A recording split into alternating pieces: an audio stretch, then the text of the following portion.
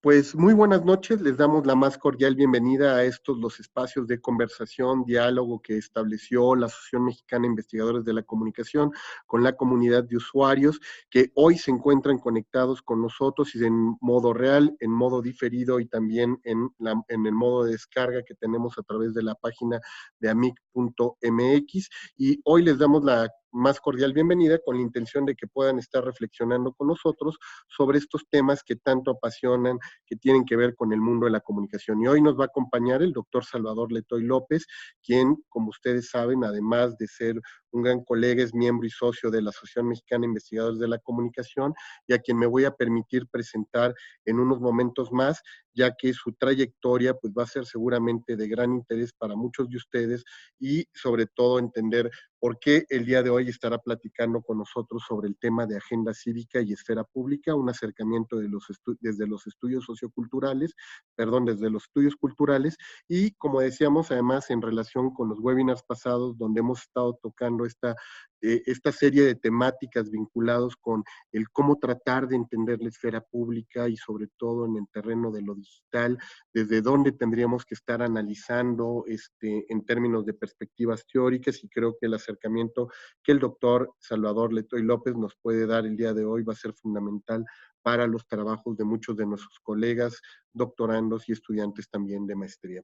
El doctor Salvador Letoy es profesor, investigador titular en el Departamento de Medios y Cultura Digital del Tecnológico de Monterrey, Campus Guadalajara. Es miembro del Sistema Nacional de Investigadores, está en el sistema en el nivel 1. El profesor Letoy además es doctor en estudios culturales por la Universidad de Alberta, en Canadá, y maestro en Ciencias de la Comunicación por el Tecnológico de Monterrey, esto en el año 98. Fue profesor Fulbright en Drake University en Des Moines, en Iowa, de agosto del 2017 a junio del 2018, y ha sido profesor visitante en el Departamento de Estudios Latinoamericanos de la Universidad de California en Berkeley en mayo y julio del 2010, en el Departamento de Periodismo de la Universidad de Sevilla en febrero y mayo en el 2011, así como en el Departamento de Ciencias de la Comunicación en la Universidad de San Diego en agosto-diciembre del 2013. Su investigación se centra en estudios sobre agencia cultural, políticas de representación y esfera pública. Ha sido coordinador y editor de 5 libros y ha publicado más de una treintena de capítulos y artículos de investigación en revistas de alto impacto. Fue coordinador de diagnóstico y el Observatorio de Seguridad Ciudadana y Gobernanza Urbana del municipio de Zapopan, en Jalisco, del 2011 al 2012, pertenecientes al Programa para el Subsidio para la Seguridad Pública de los Municipios, denominado Subsemun. Actualmente colabora en 2 proyectos internacionales de investigación: ciberactivismo, ciudadanía digital y nuevos movimientos urbanos, con el grupo con políticas de la Universidad de Sevilla, y Humanizando la Deportación, proyecto coordinado por la Universidad de California en Davis. Pertenece al grupo de investigación de la MIC, el grupo 1, Nuevas Tecnologías, Internet y Sociedad de la Información, donde ha venido participando, y además tiene membresía con otras asociaciones como lo son International Communication Association, ICA, LASA, la Latin American Studies Association, el BINACOM, el Binational Association of School of Communication of the Californias, y CALAX, el Canadian Association of Latin American and Caribbean Studies. Salvador Letoy, un gusto que estés el día de hoy con nosotros, un verdadero honor. Además, creo que nos faltó mencionar que eres el actual editor de la revista Virtualis, con la cual pues hemos tenido gran cercanía y gran afinidad, sobre todo por el cariño que nuestra querida María Elena Meneses puso en el proyecto, en la creación del mismo, y bueno, y sobre todo dándole forma a través del trabajo que tuvo ahí en el Tecnológico Monterrey. Salvador, bienvenido al webinar de la MIC. Pues muchísimas gracias por la invitación. Aprecio realmente la gentileza para tenerme aquí este día. Y como es parte de las cuestiones de los medios digitales, de no solamente tener esta conversación ahorita en tiempo real, sino a posteriori en la página de YouTube de la asociación, agradezco de verdad estar aquí con ustedes y platicar sobre este tema de agencia cívica, sobre esfera pública, particularmente en ambientes digitales, si bien pues ya en términos generales pues la digitalidad y lo que llamamos el mundo offline, nuestra realidad, pues prácticamente van de la mano, o sea, no están separados, y es algo de lo que estaré platicándoles el día de hoy. Antes de compartirles mi presentación, quiero simplemente hacer algunos apuntes generales sobre lo que plantearé en esta charla, y que, por supuesto, como ya lo comenté hace un momento, podríamos continuar en algún otro momento, en alguna otra plataforma, en algún otro espacio. Eh, el tema que me interesa desarrollar en primera instancia lo haré a través, primero, desde algunos apuntes de la ciencia política, aderezados también desde la sociología, para de ahí entrar de lleno a el tema de la ciudadanía. ¿Qué es la ciudadanía? ¿Cómo vivimos la ciudadanía actualmente? También a la luz de las teorías de movimientos sociales, o los que todavía se denominan como teorías de nuevos movimientos sociales, aunque de nuevos ya tienen poco, ¿no? Desde que empezamos a analizar esta temática en los años 60, le seguimos llamando nuevos, y pues no son tan nuevos. Son nuevos porque, a final de cuentas, tienen que ver con temas de identidad, que es algunos de los aspectos que me estaré enfocando. Entonces voy a estar tratando un primer acercamiento sobre estos temas de democracia y ciudadanía participativa, particularmente, para después hacer un giro hacia la esfera pública, y esta concepción también de contrapúblicos subalternos de Nancy Fraser, y luego conectarlo con los públicos participativos de Leonardo Abruzzer. Estaré ahí trabajando platicándoles de estas temáticas. Posteriormente, una vez que presente esto, hablaré un poco de la obra, particularmente de Antonio Lafuente, de los laboratorios ciudadanos, y también lo estaré enfocando hacia una serie de investigaciones en las que he estado involucrado en los últimos años, particularmente en la producción de documental colaborativo, y cómo me parece que estas experiencias también pueden servir como formas de agencia de particularmente el subalterno, que es otro de los temas que también estaré aquí desarrollando. Y bueno, y con eso estaré presentando este panorama de cómo también hay que partir de, en primera instancia, de la cotidianidad de los ciudadanos, para después encontrar formas de agencia que estos ciudadanos encuentren en dicha cotidianidad. Eso es lo que voy a estar planteando, y por supuesto daré algunos otros ejemplos de proyectos en los que he estado estudiando. Bien, pues así más o menos estaremos girando. Espero no pasarme demasiado de tiempo. Estaré viendo el reloj para poder presentar lo más completo posible pues estos conceptos que ya por sí mismos pues nos dan para un semestre o un poquito más para estudiarlos. Pero bueno, voy a empezar a plantear estos conceptos. Y ahora, primero que nada, les voy a presentar les voy a compartir, perdón, mi presentación. Mientras nosotros vamos apagando los micrófonos y las cámaras, Salvador, para no interrumpir y distraer tu participación, y en un momento más nos estaremos conectando a través de la cámara para poder hacer la interacción. Perfecto.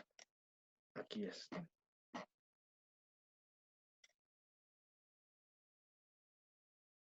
Muy bien. Me parece que ya está la presentación. Me parece que ya está compartida bien. Bien. Bueno, el concepto de democracia, a final de cuentas, es un concepto que, como dice Bernard Crick, es un concepto promiscuo. Todos hablamos de él, todos reaccionamos ante este concepto, este procedimiento para la organización de la experiencia humana. Pero también es usado de manera a veces diferenciada por diferentes puntos de vista. O sea, el concepto, a final de cuentas, es un concepto polisémico, es un concepto que también se puede prestar a la propaganda. Digo, no hay que olvidar, por ejemplo, que incluso regímenes totalitarios les encanta llamarse democráticos porque es un tema, es un concepto sexy, es un concepto que a final de cuentas es un concepto positivo, pero que también la propaganda, digo, hay que recordar la República Democrática Alemana, o que hay que recordar Corea del Norte se denomina una república democrática, o Irak bajo el gobierno de Saddam Hussein decía que era también una república democrática cuando estaba en el poder el partido Baal, etcétera. ¿Sí? O sea, es un concepto que sí es un tanto promiscuo en su uso, pero que es un concepto también muy serio y un concepto que no debemos de tomarlo tan a la ligera. Yo considero que a final de cuentas que el concepto de democracia debe ser tomado muy en la línea de un concepto siempre abierto, un concepto, como lo decimos, en progreso, a la Jacques Derrida, un concepto que siempre esté abierto. ¿Por qué?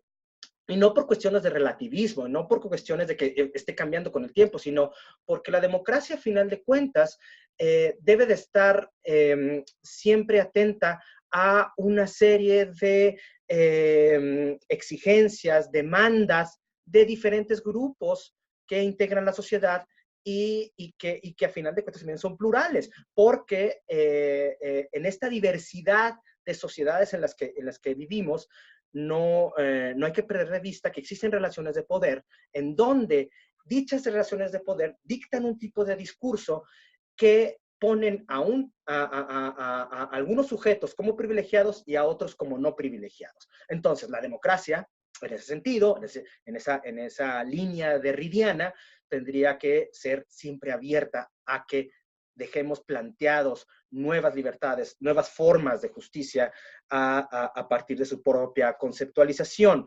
Porque a final de cuentas, y como dice John Dewey, la regla de la mayoría pues no tiene sentido en sí misma.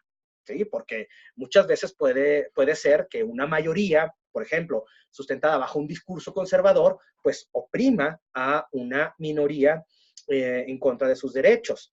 Lo que tengo en mente para esta presentación es precisamente estas expresiones dentro de la democracia que abonen a la apertura de nuevos derechos o de más derechos o de lo que tanto escribió John Rawls, ¿no? De estos mínimos de justicia en la que las sociedades se deben desarrollar. Pero a final de cuentas también exige una gran responsabilidad de los que nos denominamos como ciudadanos. O sea, un ciudadano que también digamos, en un sentido ideal, también está educado en asuntos públicos y que interactúe dentro de la esfera pública que en un momento voy a presentar. Me adelanto un poquito la presentación. Bien. Quiero empezar con esta idea, ¿no? Que ya de alguna manera ya introduje. La democracia tiene como idea central el gobierno de la gente por la gente. Pero ¿quién es la gente? ¿Quién califica como ciudadano y quién no? ¿Sí? Porque a final de cuentas, otra vez, estamos ante lógicas de poder que crea también dinámicas de exclusión. ¿Sí? En ese sentido, y por eso ayuda tanto la teoría de movimientos sociales, es que debemos de prestar especial atención en que todas estas irrupciones que suceden en el espacio público de gente que se manifiesta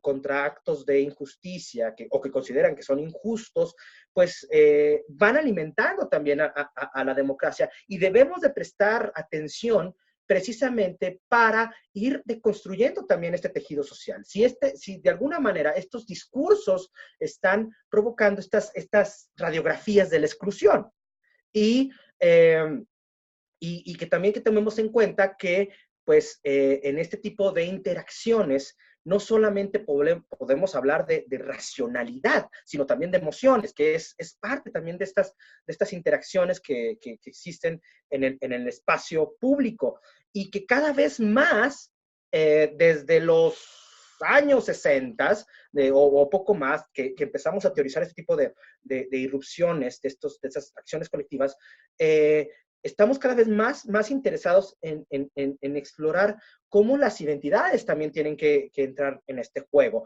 porque las identidades también tejen formas de exclusión. Y aquí entran, por supuesto, en juego los estudios culturales, ¿sí? En estos opuestos binarios, en donde, por ejemplo, ahora que estamos ante los movimientos feministas contemporáneos, surge estos opuestos binarios entre lo masculino y lo femenino, en donde una de las partes es privilegiado, o por ejemplo, en el discurso de las preferencias sexuales, lo heterosexual visto como superior a lo homosexual, u otras formas de expresión de la sexualidad, o en términos raciales, los blancos de los negros o indígenas, bueno, que eso tendría que ver con cuestiones étnicas. Entonces, a final de cuentas, siempre en el entorno social, las identidades juegan digamos, estos desbalances de poder, en donde unos son privilegiados y los otros no tanto. Entonces, en eso es lo que debemos de prestar atención, y en eso la democracia no debe de perder de vista, que es, como ya lo dije, un concepto abierto, un concepto que debe de siempre abonar a que se dialogue, se exploren y se rechacen formas de exclusión. Y es, a final de cuentas, también una concepción que va en línea con lo que ya nos investigó tanto Ernesto Laclau o Chantal Mouffe con su concepto de democracia radical, ¿sí? En donde, pues, no perdamos de vista la visibilidad de los antagonismos que existen en la sociedad, y que dentro de esos mismos antagonismos también encontremos formas de aperturas a nuevas libertades. No tenemos que pensar igual, sería terrible si pensáramos igual, eso sería un totalitarismo, sería autoritario, sino que existamos en la diversidad, que existamos en la pluralidad, en un contrato social que sea empático con estas formas de identidad, algo de lo que también ha escrito mucho gente como Marta Nussbaum, Amartya Sen, entre otros. Entonces, aquí el punto, y volviendo con uno de los autores de los que te dije al principio, hay que pensar en estos mínimos de justicia para todos estos grupos, en lugar de los máximos de felicidad, que es muy propio de muchas democracias liberales, ¿no? El individuo como puesto o sea, puesto como quien debe de, se debe de proteger del Estado, ¿sí? Y que a final de cuentas es el que debe de autorrealizarse. No, aquí más bien yo comparto una visión más republicana, un tanto más comunitaria, en donde la colectividad es la que se debe se debe de realizar, y que esta comunidad, incluso con todas sus diversidades. ¿Y cómo sucede eso? A través de la deliberación, a través de estar en contacto siempre con el otro, con la alteridad, y no ver al otro como mi enemigo, no ver al otro como alguien peligroso, no lo verlo como un criminal, sino alguien que no lo puedo definir. Si no lo puedo definir, otra vez estoy haciendo alusión a Derrida, si no lo defino, no lo cierro, pues al menos tengo que prestarle atención, ¿sí? ¿Por qué? Porque el momento que lo definimos, pues ya le estamos dando una connotación, y esa connotación incluso puede llevarnos a excluirlo, a erradicarlo o matarlo, ¿sí? Entonces, en este sentido, es importante que todas nuestras discusiones sobre democracia y ciudadanía tengan en cuenta precisamente, me parece, digamos, estas pistas, estas líneas que ofrecen los estudios culturales a partir de estas cuestiones de otredad, ¿no? Y a final de cuentas también, volví a lo que decía hace un momento, y lo dice muy bien esta gran filósofa española, Adela Cortina, no solamente tenemos que prestar atención a la democracia como un proceso racional, en términos de procedimientos, sino también de que tengamos en cuenta el sentido de una emocionalidad o emotividad comunitaria que también tome en cuenta cómo viven las personas, su cultura, su cotidianidad, su subjetividad, ¿sí? Algo que también ha estudiado otros teóricos de los movimientos sociales como James Jasper. Pero bien, todo esto dicho para plantear precisamente una idea de ciudadanía participativa, de una idea de ciudadanía abierta, en donde entre dentro de la esfera pública este tipo de diálogos. La esfera pública, a final de cuentas, es un dispositivo de comunicación. ¿Sí? La esfera pública es un espacio en donde intercambiamos puntos de vista, ideas, argumentos, y tampoco lo vamos a idealizar, porque también la esfera pública, tal como la pensaba Jürgen Habermas, pues tiene un sentido burgués. O sea, siglo XIX, si lo pensamos así, si hacemos un poquito de retrospección de la obra de Jürgen Habermas y su concepción de la esfera pública, pues él estaba pensando en estos grupos burgueses que empezaron a retar a la corona inglesa en términos del uso de la información que provenía principalmente de las agencias de noticias que ya se habían desarrollado bien hacia la segunda mitad del siglo XIX, particularmente Reuters, por ejemplo. Y por eso quizás también un poco el pesimismo inicial de Habermas con esa esfera pública, porque pues es una esfera pública realmente ahora sí que de café burguesa.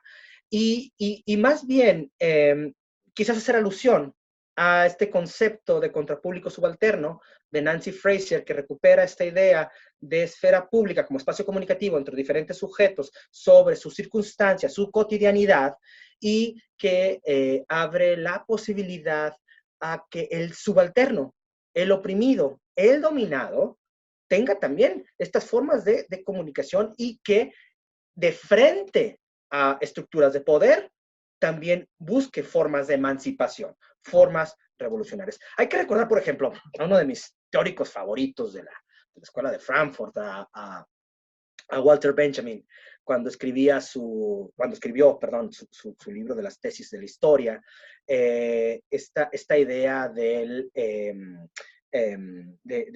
esta fuerza débil mesiánica, ¿no? Que en alguna de sus tesis plantea, en donde en algún momento va a surgir algún mesías, pero le pone débil porque es el mesías de los débiles y que a final de cuentas es la revolución que se va a enfrentar a estas formas de dominación y siempre está ahí presente, ¿no? Como la idea del mesías por sí mismo, ¿no?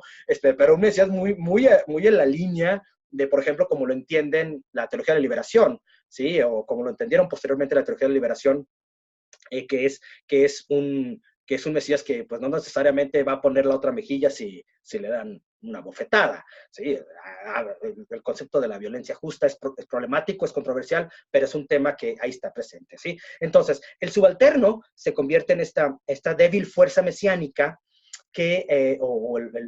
la revolución como tal, que en cualquier momento puede surgir y puede cambiar la historia. ¿Por qué? Porque a final de cuentas, la historia vista por Benjamin también hay que recordar en qué circunstancias escribió sus teorías durante los años previos a la Segunda Guerra Mundial, pues lo lleva a ser bastante pesimista, pero que se da cuenta que sí, la historia está de alguna manera fundada en la barbarie, pero que también hay estas posibilidades de agencia. Y es este concepto, a final de cuentas, agencia, que el que de alguna manera es fundamental precisamente para que esta experiencia democrática sea pues realmente una que permita al subalterno encontrar también estas maneras de emancipación. ¿Sí?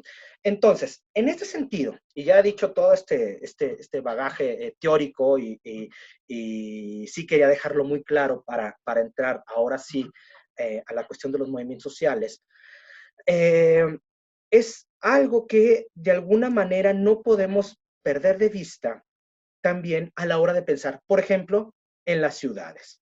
Las ciudades, a final de cuentas, también son espacios que reflejan estas radiografías de exclusión.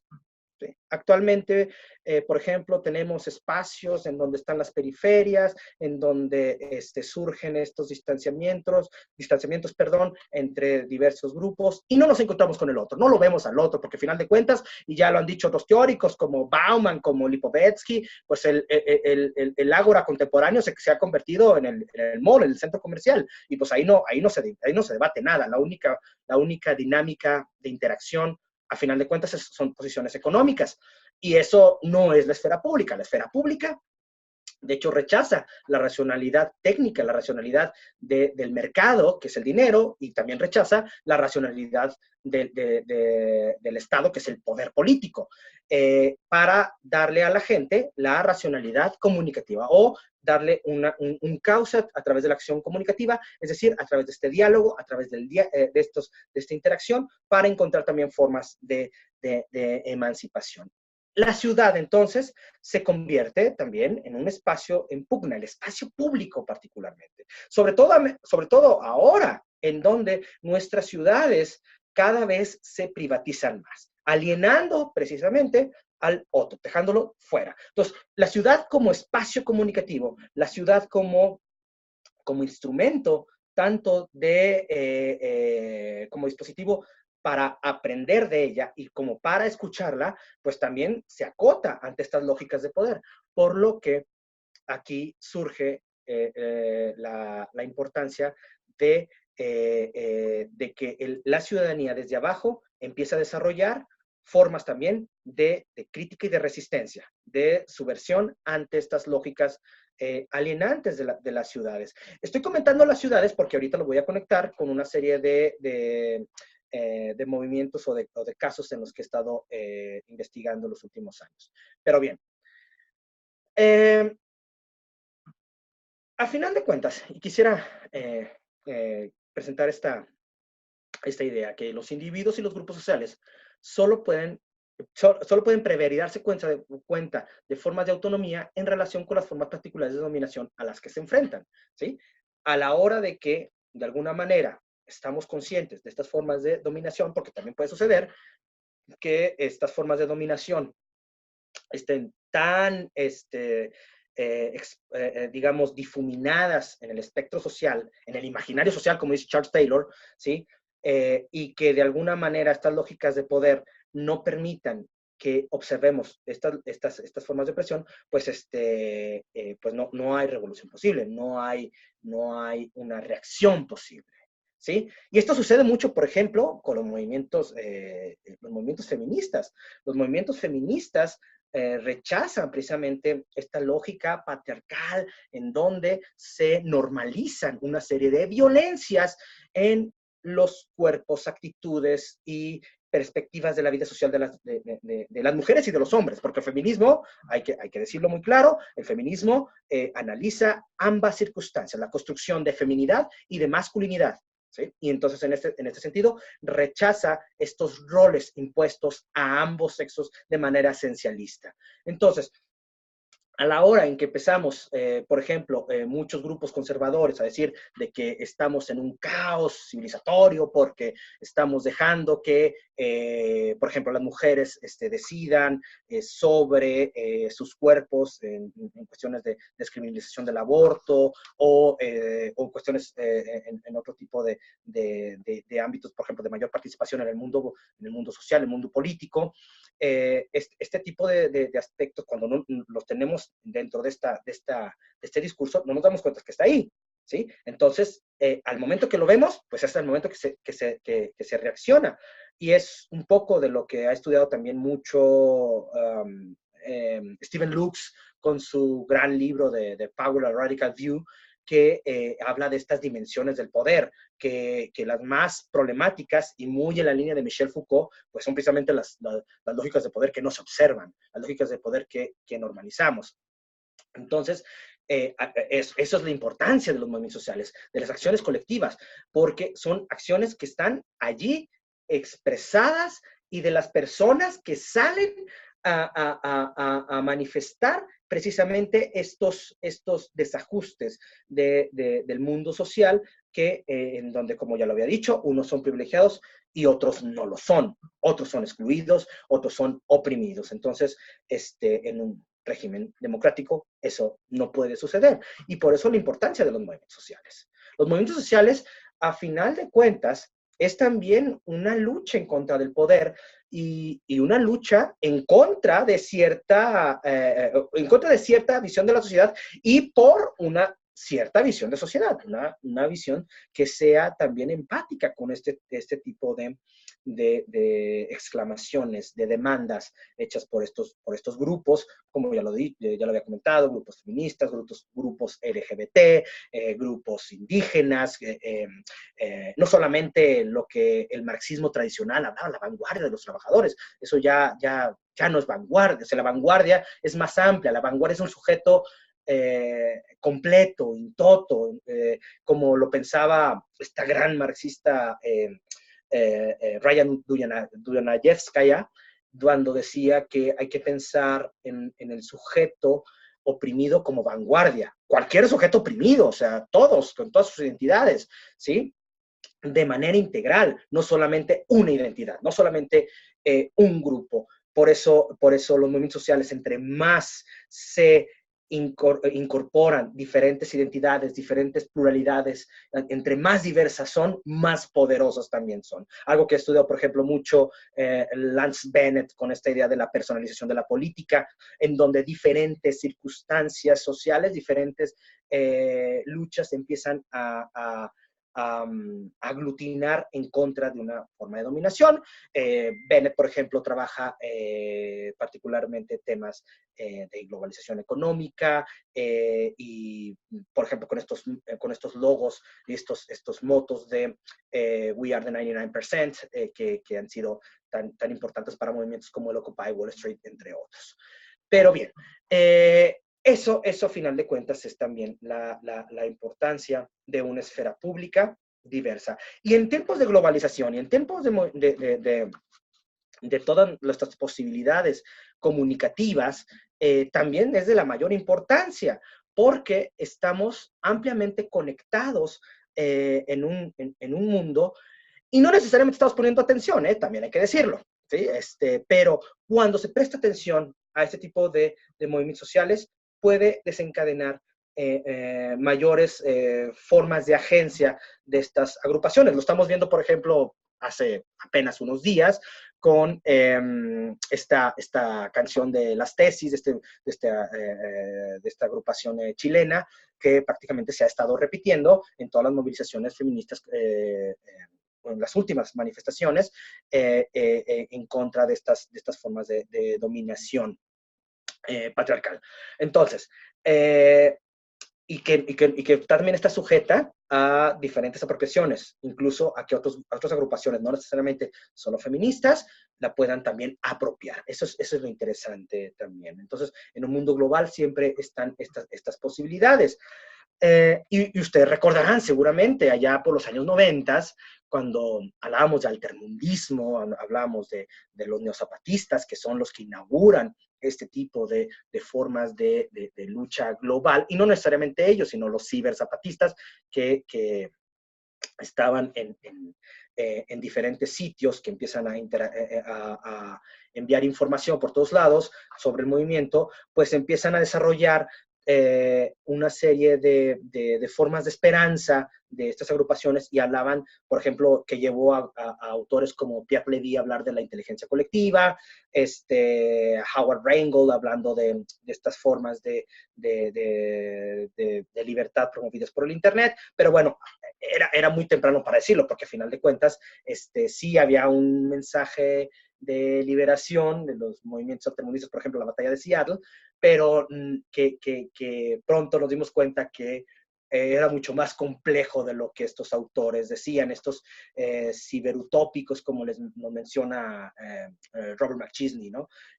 Y que estos procesos comunicativos son mucho más complejos. Por eso la cuestión de lo que les decía hace un momento, para que suceda estos movimientos, no es necesariamente solamente compartirlo, sino es que se ponga atención, como lo dice Ethan Zuckerman con su tesis de los gatitos lindos, ¿no? Sí, el Internet principalmente lo utilizamos para compartir gatitos lindos, como una forma de metáfora, o como nuestro colega Gabriel Pérez podría decir, para compartir memes, pero, en algún momento alguien va a prestar atención a alguna movilización y ahí va de alguna manera a encaminarse también estas formas de emancipación, estas formas de lucha, y lo estamos viendo con un montón de movimientos. Y hay que también tener en cuenta esto. Los movimientos sociales, y lo dice muy bien Manuel Castells, son criaturas efímeras, ¿sí? Surgen en un momento, explotan, irrumpen, y luego se van desvaneciendo. Pero no significa que, eh, que las circunstancias que le dieron sentido y razón se hayan ido. No, desaparece quizás la manifestación, la irrupción. Por ejemplo, actualmente decimos, no, pues ya nadie habla de los zapatistas, o ya nadie habla del 15M, o del Yo Soy 132, no, mucha gente habla de ellos, pero no solamente eso, sino que son movimientos continuados, no están de alguna manera representando una crisis particular, están representando un conflicto, y estoy utilizando los conceptos de Alberto Melucci a propósito, un conflicto que está conectado a través del tiempo, que está siendo continuado y que aparece en diferentes formas posteriores con diferentes nombres, pero que sigue siendo lo mismo. ¿Sí? Son luchas por justicia social y que de alguna forma están ahí presentes. Por ejemplo, actualmente que he estado muy interesado, gracias al interés de algunos colegas con los que he estado trabajando en temas de desaparecidos, como Darwin Franco, una doctoranda, Ana Cepeda, con la que también estoy trabajando estos temas, que he estado muy metido en temas de madres desaparecidos, pues no podemos, por ejemplo, desligar la lucha, por así decirlo, de las madres de la Plaza de Mayo, con las madres desaparecidos actuales. Hay una conexión lógica y de hecho feminista, ahí el símbolo de la madre, ahí continuado en este tipo de manifestaciones muy dolorosas y que hablan también de que estos movimientos sociales tienen todo, pero no desaparecen. O sea, podrían decir que son efímeros, pero no, están ahí continuados. Entonces, en este tipo de circunstancias, pues hay que de alguna manera crear formas de resistencia. A mí me gusta mucho el término de públicos participativos de Leonardo Abritzer, porque el público participativo es tomar el concepto de esfera pública, pero no dejarlo en esta órbita de la discusión sobre los temas de los ciudadanos, sino que debe de tener un impacto con los individuos que detentan el poder. Porque el Estado, a final de cuentas, no es un órgano homogéneo, es también muy heterogéneo, muy contradictorio, ¿sí?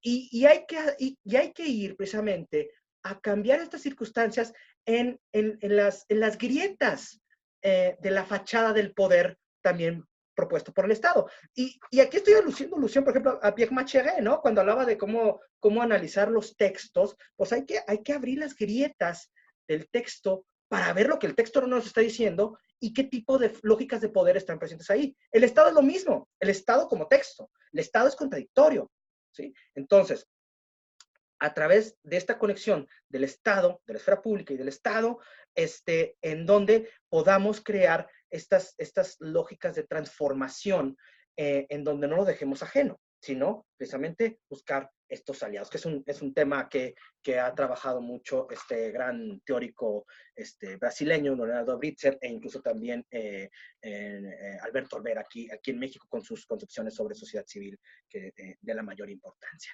Pero bien, entonces, ya hablamos de ciudadanía, ya hablamos de movimientos sociales, ya hablamos de todas estas irrupciones, y ahora a lo que quiero llegar es precisamente el tema de la agencia. ¿Cómo creamos esta agencia? Por cuestiones del tiempo, porque ya me extendí un poco al respecto, voy a ir, voy a solamente comentar algunos casos. ¿Sí? Hay algo en lo que he estado trabajando en los últimos años, que es particularmente el documental colaborativo y participativo.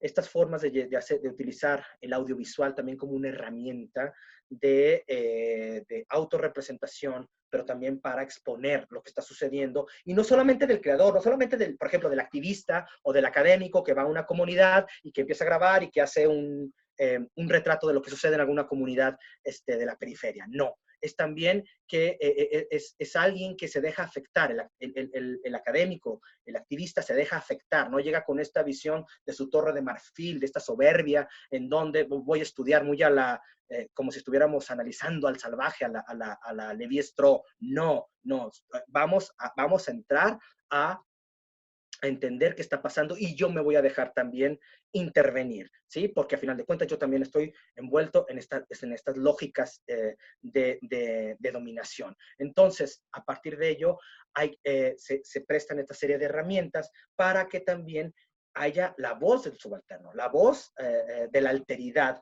sobre diferentes formas de la vida social y cuestiones que estamos dejando de lado que también representan formas de opresión. Lo hace mucho también Harry Boity con su concepto de public achievement, de logro público o de trabajo público. Lo hacen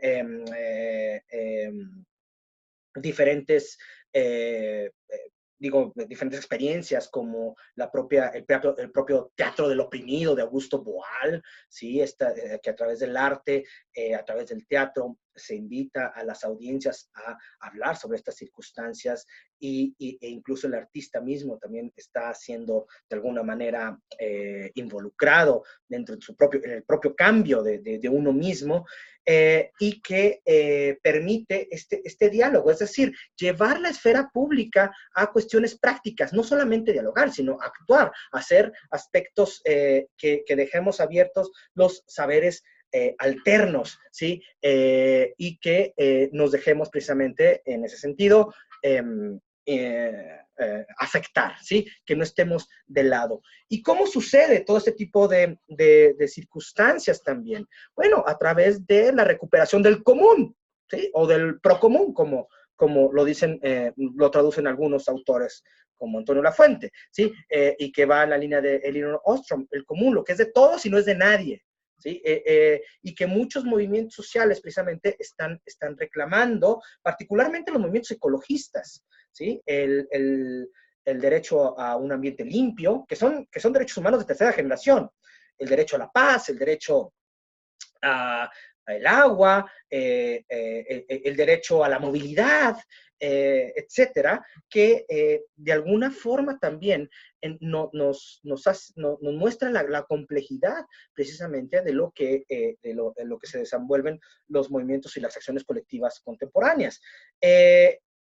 Aquí lo interesante con lo que se hace este tipo también de intervenciones, es que no vamos, como por ejemplo, en nuestro caso como académicos, no vamos propiamente a interpretar hechos y no vamos de alguna manera a plantear una serie de hechos. Lo que más bien es del otro lado, faltan preguntas. Y estas preguntas hay que plantearlas, por ejemplo, a través de prácticas como el prototipado, el mapeo, los paseos de Jane, u otro tipo de formas de interacción en el espacio público, en donde la cotidianidad está ahí a flor de piel, y que es tremendamente política, y de donde surgen los movimientos sociales. Ahí, por ejemplo, dentro de la presentación, les pongo un par de imágenes. Uno son el uso de mimos, de Antanas Mocus, por ejemplo, en Colombia, en su momento, en Bogotá particularmente, ¿sí? Como a través del arte también despertar una serie pues de problemáticas de movilidad y de un tráfico infernal, como en la ciudad de Bogotá, ¿sí? Y que están ahí presentes y decirle a la gente, bueno, si no quieres cambiar, te voy a cambiar a través del arte, porque el arte produce placer, y si tienes placer, es más fácil que tengas un cambio de actitud. O, por ejemplo, los movimientos de movilidad. Esta es una fotografía en la ciudad de Guadalajara, ¿sí? En donde pues, los movimientos de movilidad también han sido o han estado de alguna manera muy activos desde prácticamente inicios de los 2000 para exigir una ciudad más amable para transitarla. Aunque, bueno, lamentablemente también se ha gentrificado este tipo de proyectos, particularmente movilidad, las ciclovías, pero bueno, es algo que lo que se debe de seguir trabajando.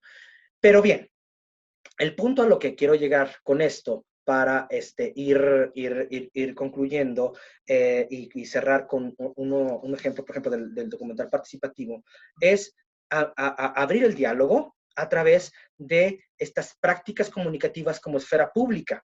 ¿Sí? A mí particularmente me gusta mucho porque lo he estado aplicando desde hace ya un tiempo, el documental colaborativo, la metodología de José Balado de DocuPerú, por ejemplo, en donde pues se van a las comunidades, uno se deja intervenir, no solamente se hace documental, sino se hace fanzine, se hacen un montón de proyectos artísticos para también a partir de ahí saber qué piensa la comunidad, no llegar con esta visión del antropólogo que trata de entender a una comunidad, sino más bien que también que haya que esta interacción, estos saberes experienciales que también estén ahí presentes entre de una comunidad, cómo se desarrolla, si tienen oportunidad, este proyecto de DocuPerú es de ver algunos de sus videos, docuperú.pe es maravilloso, hay muchos videos que han desarrollado y que de alguna forma hablan de esta necesidad de adentrarnos en este tipo de problemáticas. Aquí en Guadalajara, por ejemplo, junto con mi colega Diego Zavala, hemos trabajado en algunas prácticas, particularmente en la zona del Salto, que es un municipio de la zona periférica de Guadalajara, tremendamente contaminado. Es donde está toda la zona industrial de Guadalajara y que tiene uno de los índices más graves de contaminación del río Santiago, del Lerma Santiago, que por ahí corre y que pues provoca muchas enfermedades y que es un río enfermo. Entonces, otra vez, la cuestión del común, cómo recuperar lo que es de todos y no es de nadie, pero que alguna empresa ya lo privatizó, que echa sus desechos por allí y que lo hace inservible para la vida. Entonces, ¿qué hacemos nosotros? Bueno, a través de la comunicación, se va a través del documental colaborativo, se presentan estas historias, se suben a YouTube, no hay autoría, o sea, de hecho, es el creador, es la gente con la que colaboramos y no se festivalea, sino que se utiliza precisamente como eso, como un dispositivo de comunicación, ¿sí? A través de diferentes plataformas digitales. O, por ejemplo, otro proyecto en el que he estado colaborando también ya hace un par de años con colegas de la Universidad de California en Davis, Robert Irwin particularmente, Robert McKee Irwin, perdón, Robert Irwin es otro, en donde trabajamos, por ejemplo, en narrativas con deportados, ¿sí? El deportado, particularmente, yo me estaba enfocando a los deportados aquí en la ciudad de la zona metropolitana de Guadalajara, cómo viven su proceso de integración a un país totalmente ajeno al de ellos en muchos sentidos, cómo se expresan ante también esta desesperanza, pero también cómo hay esta resiliencia de, bueno, ya estoy aquí en un país que dicen que es el mío, pero pues como que no lo reconozco demasiado, porque nunca he vivido aquí, pero que se tienen que, de alguna manera, sobreponer sobre de ello. Entonces, este tipo de aspectos, al visibilizarse, al poner al otro en las plataformas digitales, en diferentes foros, pues también nos acerca a su circunstancia. Porque otra vez, si no pensamos en el otro como un sujeto peligroso, criminal, que debemos de dejar afuera, o simplemente, como lo hace desde una lógica tecnocrática, ¿sí? Como un número, pues bueno, entonces ese otro está siendo alienado, ese otro está siendo objetivado y no representa, no hay posibilidad de empatía hacia a este otro. Y lo que debemos de hacer es precisamente es acercarnos a ese otro, dialogarlo, encontrar en la esfera pública un mecanismo de no solamente de expresión de ese otro, sino también un mecanismo de colaboración de uno mismo para darse cuenta de cómo suceden estas lógicas de poder en términos del imaginario social. Pues bien, no quiero abusar demasiado de su tiempo, creo que ya llegué a los 40 minutos, si no me equivoco, quisiera mejor, sobre la marcha, tengo más notas por aquí que quisiera compartir, pero mejor por ahora me detengo y abro la conversación con los colegas. Si alguien tuviese algún comentario, algún argumento, algún punto de vista que quisiera contar, pues muy agradecido.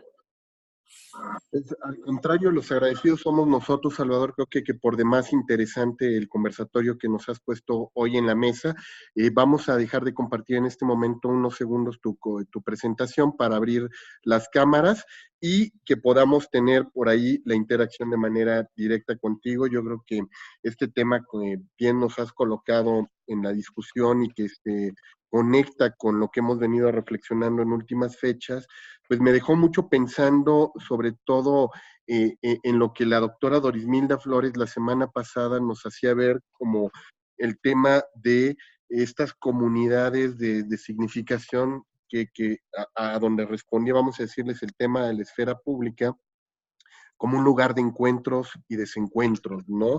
Y yo creo que por ahí podríamos empezar. Creo que hay algunos comentarios, por aquí también nos dice el doctor Manuel Ortiz, a quien le digo que también si quiere igual encender su cámara, porque nos ha mandado por ahí un mensaje. No sé si lo quieras hacer, Manuel, de manera directa, aprovechando que tenemos aquí a Salvador. Muchísimas gracias, Manuel. Te cedemos el micrófono para que le puedas hacer de manera directa la pregunta. Hola, ¿qué tal? Bueno, ¿cómo están, colegas desde Baja California? Un saludo, Salvador. Bien, mira, me queda y quisiera tu opinión. Seguramente has leído este texto de Rancière, particularmente El odio a la democracia o el malestar de la democracia, no me acuerdo exactamente. Y me parece que este ciudadano que apela a la democracia y considera que la democracia, incluso lo vemos en la encuesta ciudadana de cultura política, se desencanta. Sin embargo, cuando hay crisis y cuando hay condiciones en las cuales como los procesos electorales se ve coaccionados sus derechos civiles, en ese momento apela a la democracia a pesar de que no cree en ella. Entonces, me gustaría saber tu opinión particularmente porque creo que es un tema que está en la agenda pública, está justamente hoy día mucho más cuestionada la democracia por los actores, particularmente me referiría a los partidos políticos. Entonces, me gustaría saber tu opinión, Salvador, y bueno, un gusto saludarte y conocerte. Hasta Guadalajara entiendo que estás. Igualmente, Manuel, un gusto estar aquí conectados. Por supuesto, me parece muy pertinente tu pregunta. Sí, la democracia como concepto también se presta a esta controversia. O sea, en primera instancia, como lo planteaba, pues sí, siempre es un concepto generalmente considerado positivo, tanto así que regímenes autoritarios lo toman, ¿no? Pero también al mismo tiempo surgen una serie de malestares porque no ha logrado también en muchos sentidos que de manera general se planteen mejores beneficios para la ciudadanía de manera visible, ¿sí? Es un poquito como con el concepto del malestar de la modernidad también, ¿no? Que Habermas ya decía, a ver, vamos a tranquilizarnos, el malestar de la modernidad no es porque haya fracasado, es porque no hemos llegado, porque está inconclusa. Entonces, en este sentido me parece que es la misma línea. La democracia es un concepto en progreso, es un concepto que construimos constantemente y qué bueno que sea así, porque si decimos que esto es democracia, pues ya está, ¿no? Cerramos todo y como Francis Fukuyama, pues ya decimos, ya se acabó la historia, ya para qué le seguimos, ¿no? No, o sea, la democracia debe de ser un concepto abierto precisamente porque abre todas estas posibilidades precisamente para el subalterno. Para el subalterno es particularmente importante mantenerla abierta. Pero sí, molesta también porque pues abre las voces a todos. Y a veces, y esto no lo alcancé a comentar, ¿sí? También hay que tomar en cuenta que el concepto de sociedad civil no es un concepto unilateral, único, ¿no? Es un concepto también abierto a diferentes interpretaciones, a lo que yo de alguna manera hago alusiones mucho a lo que dice Andrew Calabresi, ¿no? Que hay que tomar, o el propio Alberto Olvera, que también hace un momento lo comenté, ¿no? Hay que hacer alusión a una sociedad civil que surja de un orden moral esencial, ¿no? Y que aunque sea ideal, que sea utópico, bueno, pues hay que seguirlo, ¿no? Una sociedad civil precisamente progresista, cambiante, que abra perfectamente, que se abra mayores derechos, porque también sociedad civil es, por ejemplo, los grupos como, no sé, estos grupos de manifestantes a favor de la familia, ¿no? También es sociedad civil, pero sí, de alguna manera lo que implican allí es una serie de reclamos para quitar derechos, no para otorgarlos. Eso es lo problemático. Entonces, por ejemplo, estos grupos dicen, ¿sabes qué? Estamos llevando a un extremo la democracia, como si fuera un libertinaje.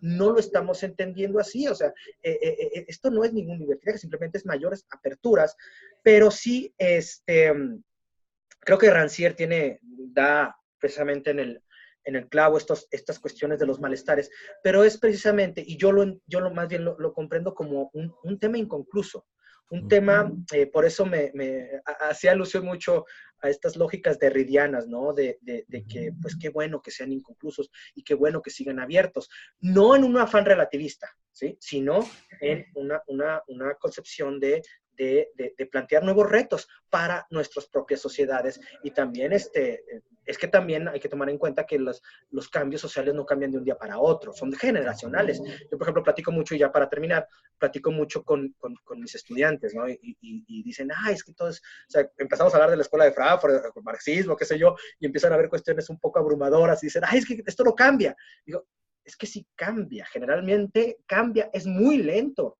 Por ejemplo, los movimientos, ahorita lo que mencionaba, ¿no? Los movimientos feministas contemporáneos, bueno, no hubieran existido sin los movimientos feministas de principios del siglo XX.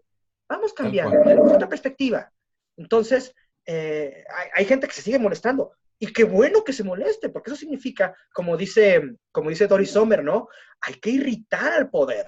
Estos pequeños irritantes del poder que a final de cuentas hacen que abramos a mayores derechos y mayores libertades. Es muy lento, sí, es desesperante también, pero pues es la única forma de cambiar las sociedades. Sí, totalmente de acuerdo. Yo creo que en el caso de lo que planteas y lo que centra esta pequeña charla, bueno, finalmente estamos conscientes que la democracia, si bien es una utopía, tampoco se construye de la noche a la mañana. Históricamente, este tema de las sociedades civiles pues ha tenido distintas interpretaciones a pesar de o a favor de, y obviamente las estrecheces o las amplitudes de sus causas tienen que ver con situaciones muy concretas en periodos específicos y en sociedades muy determinadas en función de condiciones mucho más amplias que solamente la democracia. Entonces, me parece, coincido contigo, que este es un camino en el cual paulatinamente la anchura de la democracia la va dando todo un conjunto de instituciones y entre ellas, evidentemente, la ciudadanía. En la medida, como lo dice Robert Dahl, en este sentido haya condiciones que permitan este juego de la democracia, en esa misma medida podrá ir avanzando hacia procesos ciudadanos, pero también democráticos mucho más, queríamos, más acabados, sin decir que esto ya, como decías, aquí está, ya esto es, y ya de aquí no hay más. Sí, Un gusto. Y es eso, ¿no? O sea, porque de repente pensamos que, por ejemplo, cuando hay retrocesos decimos, pues no, estuvimos equivocados. O sea, retrocesos vamos a tener muchos. Claro. Digo, por ejemplo, hace un momento lo que decía, ¿no? Que las inteligencias colectivas, con todos estos autores, el Rangel, Levi, el propio Clay Shirky, todos estos que pues, de una manera muy, muy idealista, y qué bueno que existe también este idealismo, pues hablaban de estas posibilidades del Internet, pero ahora, por ejemplo, vemos, y no sé, estaba, por ejemplo, revisando el trabajo de Nick Couldry con el colonialismo de datos, o sea, cómo el algoritmo también, pues, del contemporáneo, va a la inversa, o sea, en lugar de abrirnos más libertades, nos hace más estrecha nuestra visión del mundo real, o los famosos conceptos de la cámara de eco que de alguna manera también sucede en las redes sociales. O sea, nomás nos escuchamos nosotros y nuestra tribu, porque está cerradito y pensamos que es el mundo real. Y no salimos de esa burbuja, no, nos quedamos allí y con todas nuestras formas discriminatorias de ver la vida, con nuestros prejuicios y sin la visión del otro. Salvador, fíjate que sobre esta parte que comentas y ahorita lo que reflexionabas junto con Manuel, me lleva a pensar en estas categorías de Rosana Arreguillo de los conectados y los desconectados en términos sociales, y yo metería una tercera categoría, quizás los mediatizados, cuando hablamos de la parte de las esferas públicas, digitales, mediatizadas y todo. Pero ahí me lleva a pensar, ahorita que estaba reflexionando sobre esta tercera categorización de los mediatizados, qué tanto la privatización del espacio público está reconfigurando también las mismas dinámicas en las que nos movemos, sobre todo cuando los circuitos en los cuales te sueles expresar están totalmente cooptados por también las racionalidades del poder, sus lógicas, sus estructuras, sus narrativas, y aunque los estás utilizando aparentemente para deliberar, al final no terminas impactando porque no resuenan en los otros con los que tú querías hablar, sino terminan resonando con los que no quieres hablar a veces, ¿no? Porque son los mismos con los que ya sueles dialogar todos los días, ¿no? Y entonces dice, realmente no hay la posibilidad del encuentro con el otro, del diálogo con el otro y el acercamiento con el otro. Eso como una primera lógica de reflexión. Y el segundo es, cuando hablamos de estas, vamos a decirles, públicos participativos, también la simulación de participación que tenemos, ¿no? Cuando queremos que estos espacios, el hecho de que todo el mundo entre y todo el mundo participa, pero al final realmente dices, ¿y dónde estuvo la participación? ¿En generar voz? ¿Un ruido nada más ahí en la esfera? ¿O realmente hubo diálogo? ¿O se quedó en una estructura piramidal todavía concentrada la conversación en la punta de la pirámide y todos los demás, pues simplemente nada más hacemos bulto en la supuesta burbuja de participación, pero no estamos participando, sino solamente retuiteamos, reposteamos, y hasta ahí se queda nuestro diálogo con el otro, ¿no? Pero no hay esta intención sincera de reconstruir el tejido a partir de este diálogo. Y por tanto, entonces, mi tercer cuestión es si cuando hablamos de esfera pública, entonces podríamos hablar realmente de una interfaz cultural de comunicación, o no se da ese proceso de construcción de esta interfaz cultural de comunicación porque no está dándose el proceso dialógico en su totalidad. Sí, es bien complejo, ¿eh? Es bien complejo y trataré de abordar de la manera más breve posible las tres cuestionamientos, porque aquí nos llevaría toda la noche estar hablando de esto. Mira, lo que en mi muy particular punto de vista, me parece que sí, las lógicas por ejemplo, lo ha determinado muy bien autores como Graham Murdoch, ¿no? Está el Internet de las cosas, cómo estas nuevas economías políticas dentro de entornos digitales también se están manifestando en nuestra vida virtual. Porque a final de cuentas, o sea, el mundo virtual ya no es una extensión, es parte de nuestra realidad cotidiana. O sea, ya no es el mundo offline, el mundo online, es lo que de alguna manera estamos de alguna manera viviendo todos los días, ¿no? No hay ya una distinción, está inmersa en nuestras prácticas. Pero sí, esto también conduce a que volviendo al concepto de la cámara de eco, que que también ahí, por ejemplo, escribí un artículo bien interesante de Julián Atilano hace algún tiempo en Comunicación y Sociedad al respecto. Hay como muchas veces, pues nada más estamos casi replicando lo que decimos, escuchamos solamente nuestros puntos de vista y no hay realmente una interacción, o pensamos que estamos siendo interactivos y pensamos que esta percepción del web 2.0, en donde ya hay diálogo, es realmente una forma de interacción. Y no necesariamente es así, porque hace ratito que hablaba del algoritmo, pues también el algoritmo ya nos está diciendo que pensemos, o que hablemos, o que discutamos. La cuestión es romper esas burbujas, es entrar precisamente a otro tipo de conversaciones y nosotros mismos esforzarnos para hacerlo, porque de otra manera no va a ser posible. Hace algunos días escuchaba una entrevista muy interesante con Eduardo Scorsia, periodista que ha trabajado mucho el tema de bots y de troles, perdón. Y Eduardo Scorsia, que incluso ha tenido que salir varias veces del país porque ha sido amenazado, él es muy claro al decir, bueno, estamos ante toda una industria del algoritmo, toda una industria de los bots y los troles que nos están diciendo qué pensar y cómo pensarlo. Sí, son circunstancias que estamos viviendo actualmente y son coyunturales también de lo que está sucediendo en las redes sociales. Me parece que sí, estas visiones digamos, elitistas. Por ejemplo, se habla mucho de fake news, posverdad y todo esto. A ver, esto es propaganda.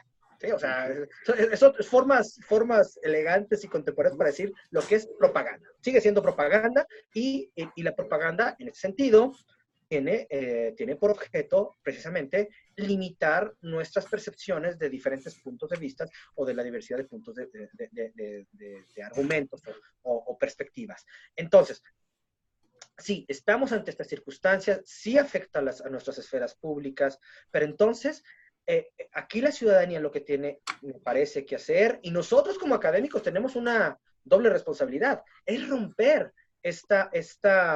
los académicos y los estudiantes, porque la esfera pública universitaria me parece que es de las más poderosas, es salir precisamente de estas burbujas.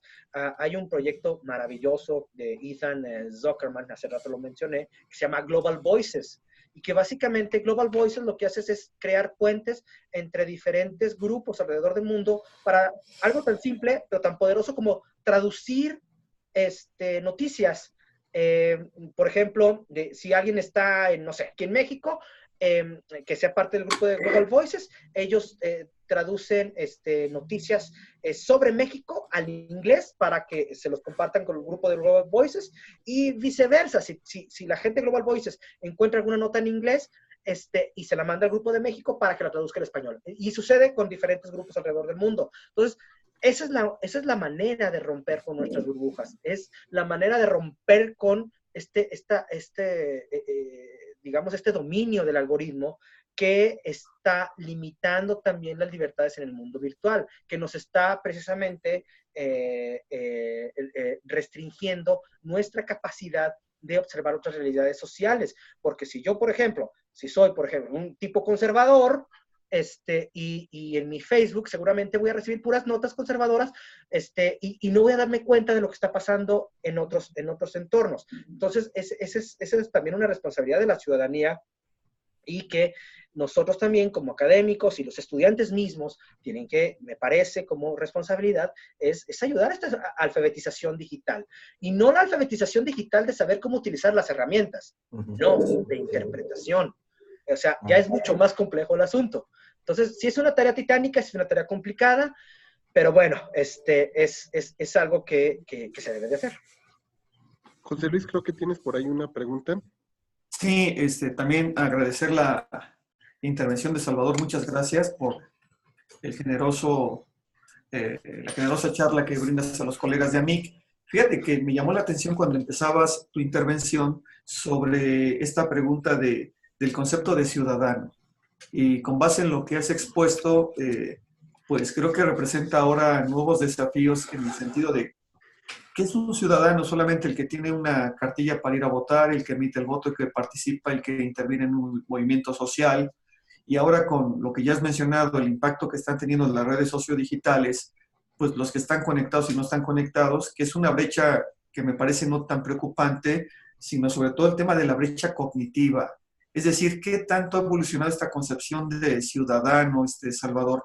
Porque creo que hay más exigencias para llamarse ciudadano y que a veces también al ciudadano se le olvida, sí, defender sus derechos, pero también tiene deberes. O sea, ¿qué tanto el ciudadano ahora puede coadyuvar a promover una democracia más participativa? Esto que mencionaba Manuel de la utopía de la democracia, y hacia dónde se están moviendo los gobiernos, particularmente con los fenómenos que estamos advirtiendo en Latinoamérica, pues yo creo que ahí sí hay que como reformular esta concepción de qué es un ciudadano, el que se conecta, el que participa, el que baja del ámbito virtual y toma las calles y promueve una política pública y hay un cambio de gobierno, o solamente, como decía Jorge, ¿no? El que da un like, el que da un retweet, y yo digo, ya soy un activista, soy un ciberactivista, y yo ya me considero un ciudadano de la nueva era digital. ¿Es realmente ese ciudadano del que estamos ahora esperando o no termina de llegar todavía, está en proceso de maduración? ¿Tú qué opinas? En mi muy particular opinión, es un proceso en el que seguimos trabajando y yo creo que como particularmente Latinoamérica, muchas veces podemos pensar que inclusive tenemos retrocesos y cuando pensamos que estamos avanzando, pues no es tanto, porque a final de cuentas así es. Esto no es una teleología, no es de que vayamos avanzando en el tiempo y cada vez siendo mejor. Más bien esto es otra vez, ¿no? Como yendo a los clásicos, esto es un rizoma, ¿sí? De diferentes encuentros, de regresos en el tiempo. Y aquí el punto, bueno, particularmente en Latinoamérica, cómo hemos estado dando giros hacia gobiernos de derecha, particularmente Jair Bolsonaro, por ejemplo, en Brasil, Macri en Argentina, que bueno, ahora ya volteó para el otro lado, ya está ya otra vez de izquierda, cualquier cosa que eso sea, la crisis con Piñera en Chile, el caso de Bolivia, que es por demás importante y preocupante, y todos estos tipos de giros aquí mismo, un gobierno que se dice de izquierda, pero quién sabe si es de izquierda, porque yo tengo mis dudas. Entonces, este tipo de circunstancias, de alguna manera, también pues están presentes dentro de las discusiones sobre ciudadanía. Y sí quiero de alguna manera ser muy enfático en esto. El tipo de ciudadanía a la que me estoy refiriendo es una ciudadanía más de corte, digamos, progresista, que trata de mantener abiertas estos canales de comunicación con la otra edad, con el subalterno, ¿sí? No que se sujete a ciertas lógicas de lo que debo de ser como ciudadano, sino siempre abierto a diferentes posicionamientos sin ser relativista una vez más. Pero, y que es parte de nuestra naturaleza. Digo, ¿quién mejor que Boaventura de Sousa Santos, ¿no? Cuando empieza a hablar de la naturaleza barroca de la modernidad latinoamericana, ¿no? Porque somos barrocos porque, pues, o sea, a través de nuestros garigoleos, pues no hay propiamente un centro. O sea, más bien es como escapar del centro, ¿sí? ¿Por qué? Porque por nuestras propias condiciones coloniales, poscoloniales, modernas, luego antimodernas, etcétera, etcétera, que hacen también de la ciudadanía latinoamericana particularmente complicada de comprender. Pero bueno, el asunto que me parece importante, a final de cuentas, es que esta responsabilidad de escuchar al otro, de ser empático y de alguna forma de abocarnos más a estos mínimos de justicia que a los máximos de felicidad, es decir, más hacia lo colectivo que lo individual, sin que haya un rompimiento, ¿sí? Creo que es hacia donde deberíamos, me parece que deberíamos de girar. Y una vez más, ¿qué podemos hacer nosotros desde nuestra trinchera?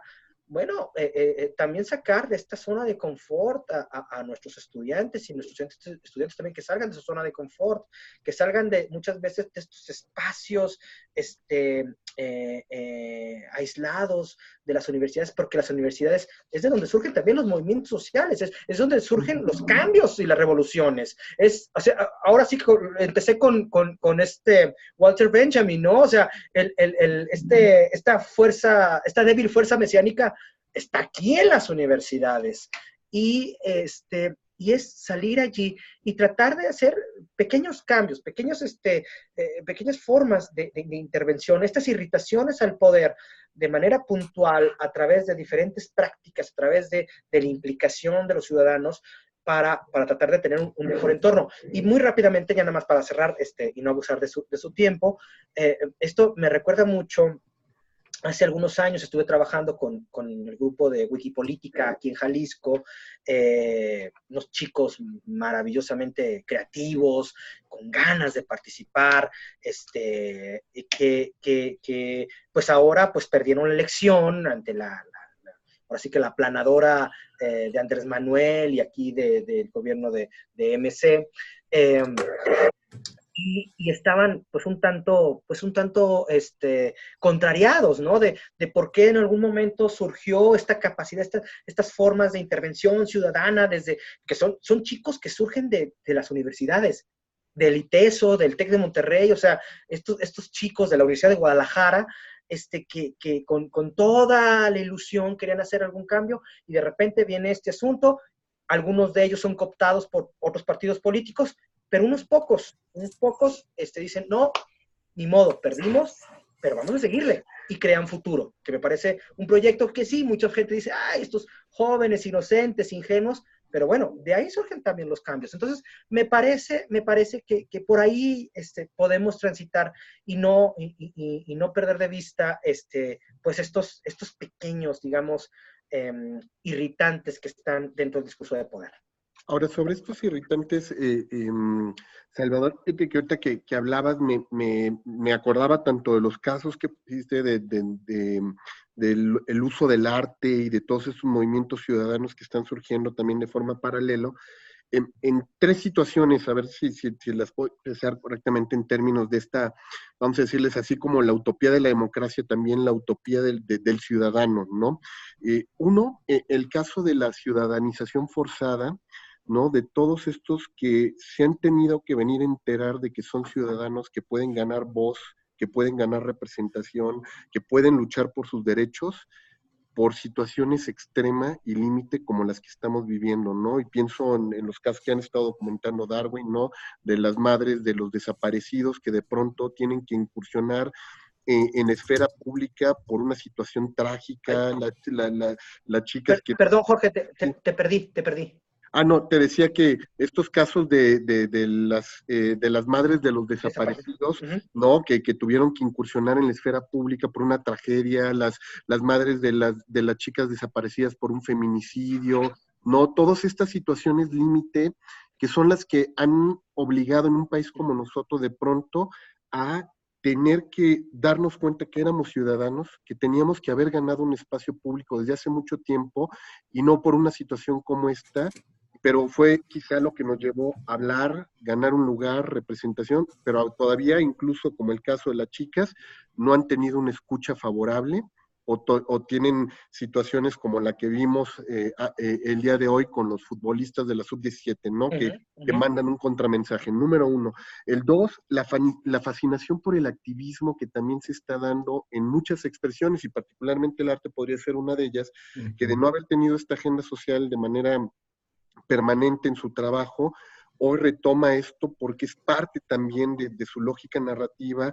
Hay fascinación por todo mundo, incluso nosotros como investigadores estamos como nunca volteándonos a hacer tesis, proyectos, para tratar de documentar todos los movimientos ciudadanos, pero dentro de esa fascinación también, pues pareciera que le estamos perdiendo, como decías tú, esta parte del pensamiento crítico y pasando del soft power a un cool power y atribuyéndole valores que no los tienen, ¿no? Entonces cuando salen con que Twitter generó la primavera árabe y gracias a Google nos democratizamos, nos horizontalizamos, perdemos toda conciencia crítica de estas nuevas hegemonías que se están generando, que están disfrazadas de participación y democracia.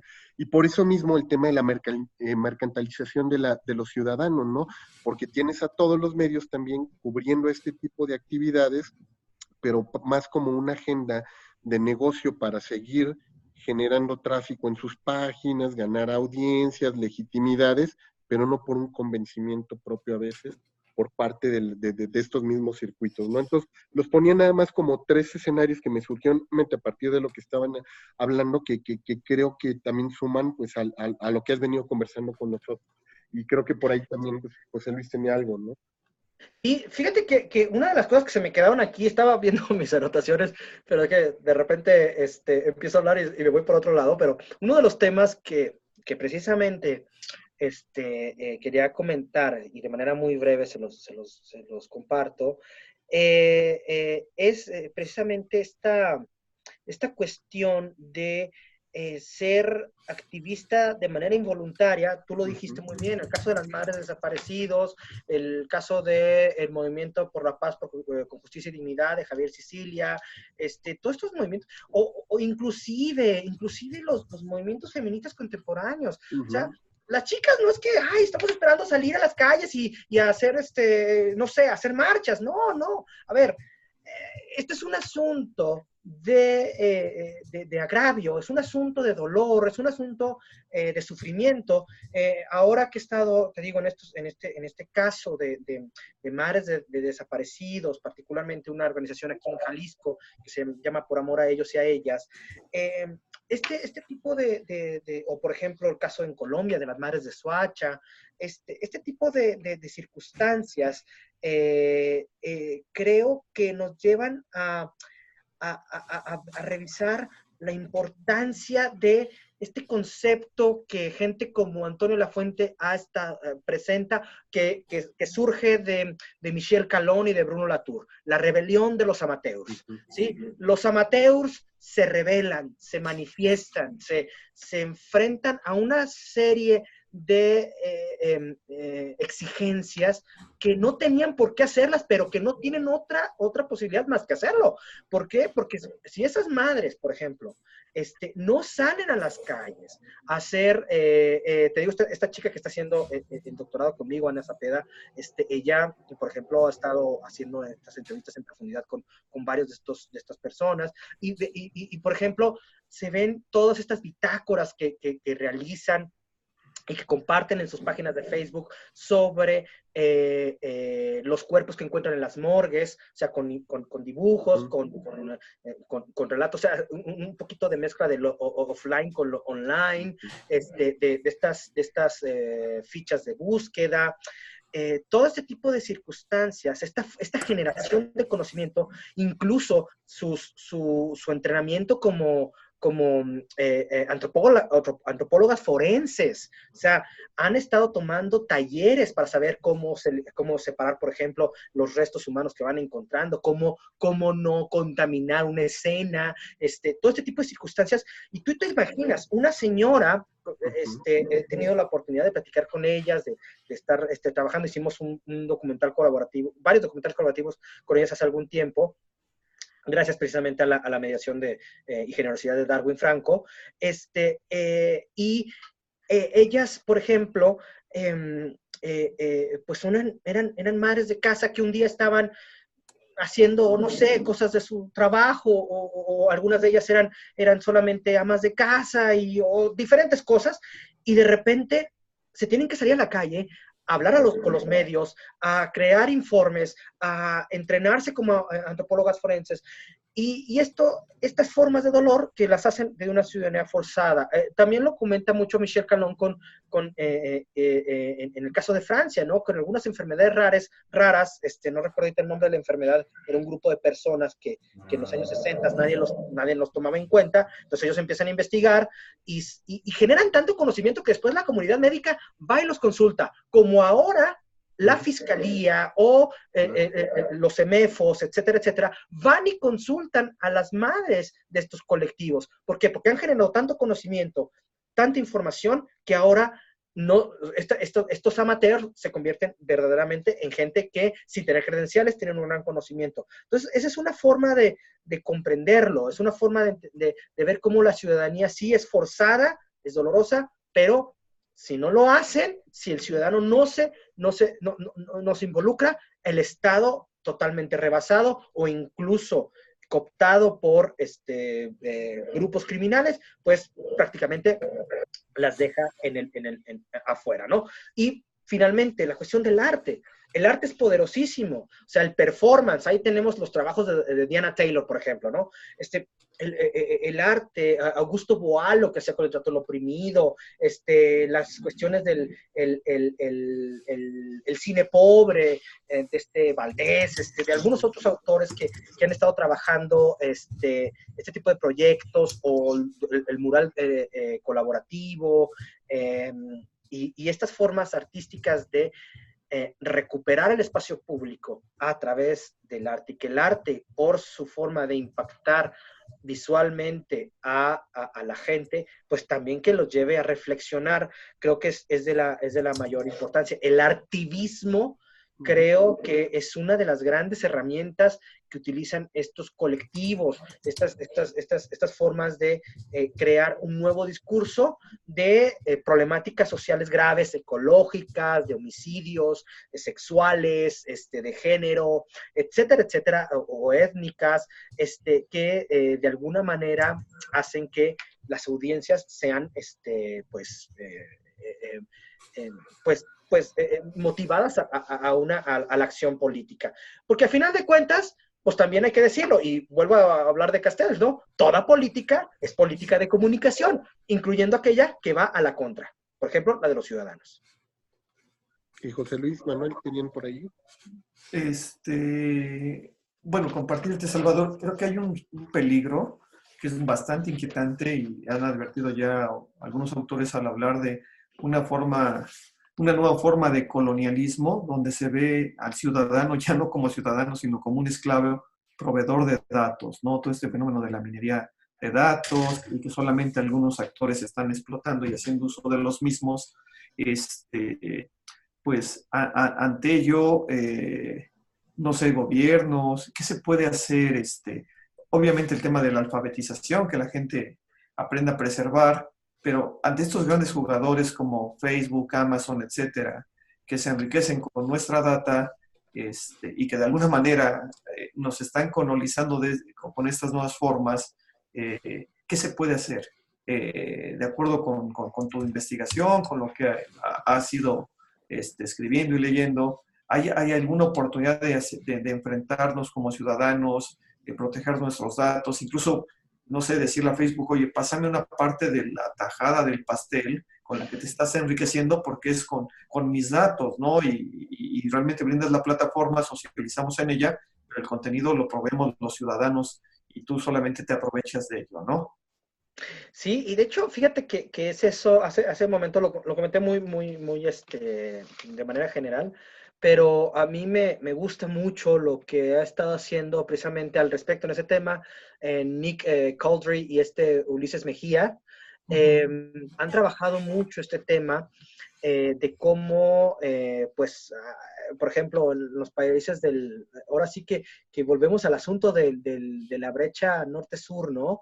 El hemisferio norte, o lo que corresponde a esta visión del norte, pues sí, están elaborando, particularmente Europa, una serie de mecánicas y de instituciones para proteger a sus ciudadanos, precisamente, por ejemplo, uno de los temas fundamentales, ¿no? Y en Alemania particularmente, el derecho al olvido, que tiene que ver precisamente con esto de que, oye, pues alguna cosa que puse yo que me avergüenza, pues tengo derecho a que se olvide de esto, ¿sí? Claro, mientras no sea un delito, por supuesto.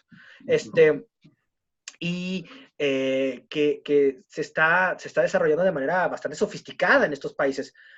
Pero los que más sufren de este colonialismo de datos, precisamente, volvemos a las lógicas coloniales, en donde, ¿quiénes son? Principalmente África y Latinoamérica, ¿sí? Primero África y luego Latinoamérica, pero igual no nos hablamos tanto. No tenemos estas instituciones ni esta sofisticación que deberíamos de promover para que también este uso de datos sea protegido y que no seamos vistos precisamente, volviendo al asunto de las discusiones sobre ciudadanía clásica, que no seamos vistos como consumidores, sino como ciudadanos. Que otra vez no se nos aliene incluso en nuestra cotidianidad que expresamos en las redes sociales. Entonces yo creo que eso es un tema que va a estar ahí presente por mucho tiempo, hasta que no vayamos avanzando y que no surjan esta serie de esfuerzos para crear, y sin hacer alusión al concepto de economía moral del presidente, sino una economía moral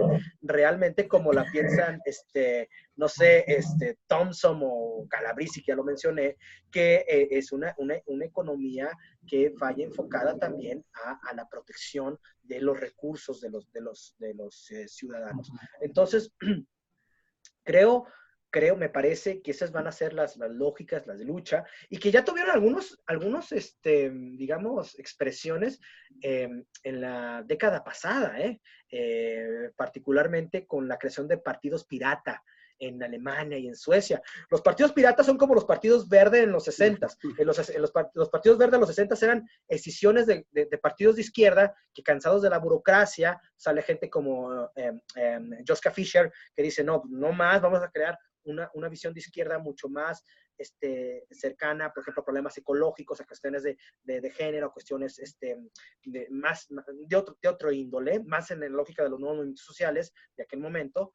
Y ahora los partidos pirata que surgen en esa primera década de los 2000, pues vamos a protegernos de que nos coopten el Internet, porque el Internet se suponía una tecnología de libertad, o sea, que surge bajo el ethos del espíritu hippie de los años 60, ¿sí? Entonces, creo que esas van a ser las grandes discusiones en los próximos años, y creo que ahí es donde está la gran lucha, ¿no? De romper precisamente con estas lógicas de cooptación y de nuevas lógicas también de economía política a partir de la colonización de datos.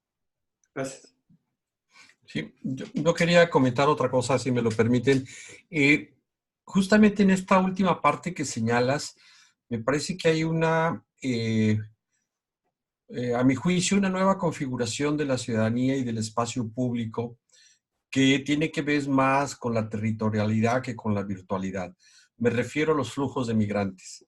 Tal vez porque yo me sitúo en la frontera, Mexicali es Baja California es una de las fronteras más transitadas y recientemente objeto de mucha atención por dos sucesos inéditos. La llegada de los haitianos en el 17, si no mal recuerdo, y la migración centroamericana de este año. Esta percepción a mí me parece que en este espacio, en este México que vivimos la frontera, está generando otro tipo de espacio público, por un lado, y territorialidad en términos de disputa de la ciudadanía, y finalmente también una hibridación de este concepto de la ciudadanía en función de la mezcla, no solamente de raza, sino también de costumbres. Entonces, esta parte me parece que no es, si bien yo me refiero a este contexto, eso está ocurriendo en todo el mundo. Las migraciones hoy son globales, no solamente tienen que ver con una circunstancia geográfica. En Europa está teniendo una fuerte influencia de África, de Asia. Por cierto, que se te olvidó también decir hace un momento de Latinoamérica y África, Asia también. Me parece que y en Sudamérica está ocurriendo también este mismo fenómeno, como lo vemos con Venezuela y Colombia, como lo vemos con Bolivia, ahorita que va a ocurrir con Argentina y Paraguay. En fin, yo creo que este tipo de fenómenos nos va en algunos años a plantear no solamente el tema de las identidades, sino el tema de las ciudadanías globales. que no tiene que ver, insisto, con la parte digital, sino tiene que ver con la territorialidad y con el desplazamiento por distintas razones de personas y familias enteras. Entonces, esta percepción me parece que hoy no existía cuando Habermas escribe o habla sobre la esfera pública, ni Bourdieu también que la aborda, sino que estamos hablando de otra condición en la cual las sociedades de esta naturaleza están teniendo estos flujos continuos de sur a sur, de norte a norte y de norte a sur y de sur a norte. Entonces, me parece que esta es una nueva configuración de la esfera pública, evidentemente, pero también de la ciudadanía, salvo tu mejor. Y obviamente, su impacto en la democracia. Por supuesto, sí, o sea, esto es un gran reto, pero fíjate, es muy interesante, por ejemplo, lo que sucede aquí en México. Eh, Nosotros nos pensamos, o sea, en el imaginario social, ¿no? Este imaginario que se nutre del sentido común, que a veces no es tan común y que también está enraizado en ciertos aspectos ideológicos, o en muchos, y que nos pensábamos como un pueblo hospitalario. Y no está sucediendo. Estamos sacando mucho del famoso imaginario criollo que a algunos les molesta tanto que se comente, que está presente en la identidad también en México, de discriminación hacia el otro, y particularmente aquel con rasgos indígenas o con la piel oscura. Aún tenemos mucho que lidiar con asuntos de democracia racial en este país. Entonces, creo que en el asunto de los migrantes, ya lo mencionabas tú, de los haitianos, pero también todo el flujo de centroamericanos que han estado cruzando por el país, habla de esos grandes retos, de cómo también tenemos que replantear nosotros como país, porque estos conceptos de ciudadanía transnacional pues ya tienen pues un montón de tiempo dialogándose, pero nosotros como país también tenemos que replantearlos ante nuestra circunstancia como cruce, como espacio de cruce, y que ya no es tanto cruce, sino que ya es espacio de estancia, ya de quedarse. Y creo que hay varios autores y autoras que le han corregido un poquito la plana a Habermas, con todo el respeto a Habermas, pero sí, como no sé, estoy pensando en Saskia Sassen o Celia Bai-Habib o Arjuna Padurai, que toman estas preocupaciones y decir, a ver, aquí tenemos al migrante, cómo vamos a lidiar nosotros como nacionalidad y que a final de cuentas hay que solucionar una crisis humanitaria, porque al final de cuentas es eso. Esto es una crisis humanitaria que debe de, pues, en la medida de lo posible, aunque no sea popular, pues también dar solución a estas personas para que estén lo mejor posible, porque también o sea, pasar por México es también sumamente peligroso para su propia integridad. Pero que no solamente tiene que ver con discursos o diálogos internos, sino con un acuerdo internacional. Europa los está teniendo con todas estas migraciones. Pues sí, estaban muy contentos cuando estaba Muammar Gaddafi y les mandaba todo el gas natural, y después de la guerra en Libia y después posteriormente en todo el norte de Europa, pues bueno, ya no están tan contentos y ya no quieren esos migrantes. Entonces, y se olvida también esta culpa histórica de que pues Europa o el norte se ha beneficiado de este tipo de formas de explotación. Entonces yo creo que estamos viendo lo que alguna vez Marie-Louise Prat escribió como estos procesos de desmodernización. Algo que creíamos que ya habíamos superado, por ejemplo, formas de esclavismo contemporáneas en mineras o en maquilas, o ahora con los migrantes, formas de explotación, trata de blancas, etcétera. Algo que pensábamos que ya habíamos superado en el siglo XIX, no, aquí está ahorita. Entonces nos estamos desmodernizando, y me parece que también es uno de los grandes retos. Y volviendo a este concepto de Adela Cortina, la ética de la hospitalidad también. cómo crear estas formas también de acoger al otro y de no verlo como tal. Es que si no lo conocemos y si no nos acercamos con él, otra vez, no estamos creando estos vínculos que es precisamente enfocado a abrazarlo en lugar de expulsarlo.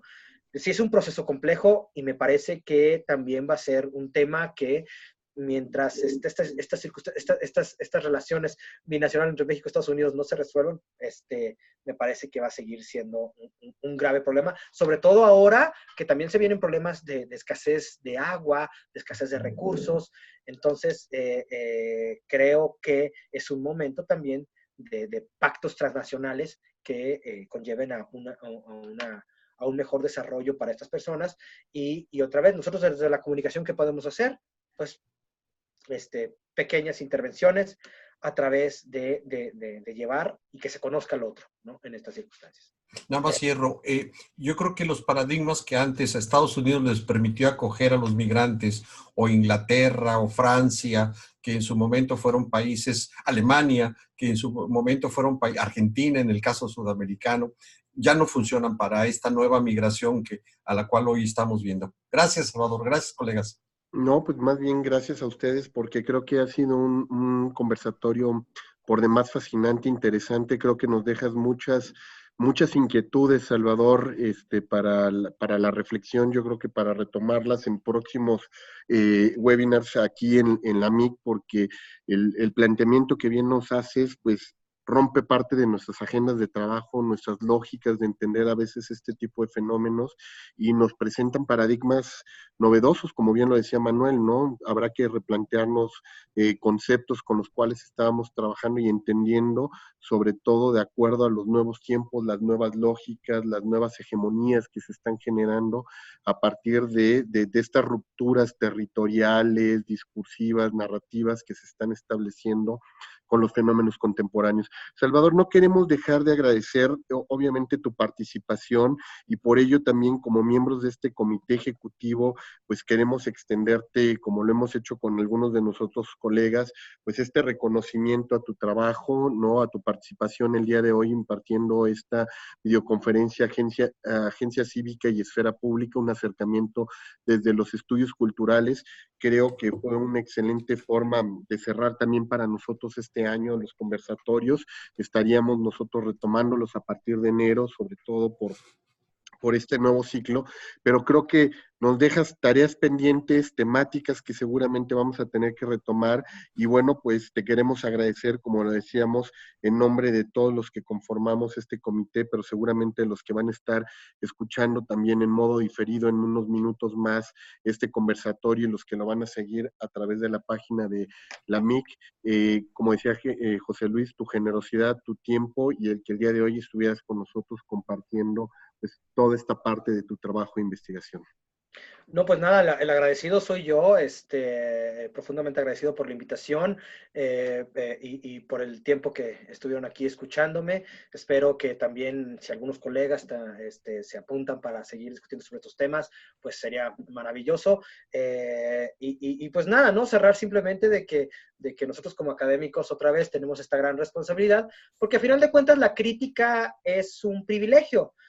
Lo que necesita el subalterno es un paso más adelante, ¿no? No nomás la crítica, sino un paso más adelante. Yo creo que esta es una tarea que desde las universidades podemos hacer y particularmente desde la comunicación, ¿no? Que es el campo que aquí nos integra. Jorge, muchísimas gracias. José Luis, Manuel, por compartir sus muy interesantes puntos de vista, cuestionamientos, y pues nada, les mando un abrazo, muy felices fiestas, y ya nos estaremos viendo el próximo año. A ver dónde va a ser la próxima reunión AMIC. Pues ya les estaremos compartiendo seguramente en unos días también esa convocatoria. Y pues bueno, Salvador, José Luis, Manuel, pues un gusto haber estado el día de hoy con ustedes y pues agradecerles su tiempo, su espacio y sobre todo, como decías tú, Salvador, no dejar de pensar en la otredad, que ese es quizá el corazón central, el eje central del pensamiento de la comunicación, ¿no? El otro. Bueno, pues muchísimas gracias, que tengan un excelente gusto, colegas. y nos estaremos sintonizando seguramente el próximo año y pues que tengan, como dicen, felices fiestas y ya les estaremos mandando la agenda de webinars que tendremos próximamente. Un abrazo. Abrazo. Abrazos.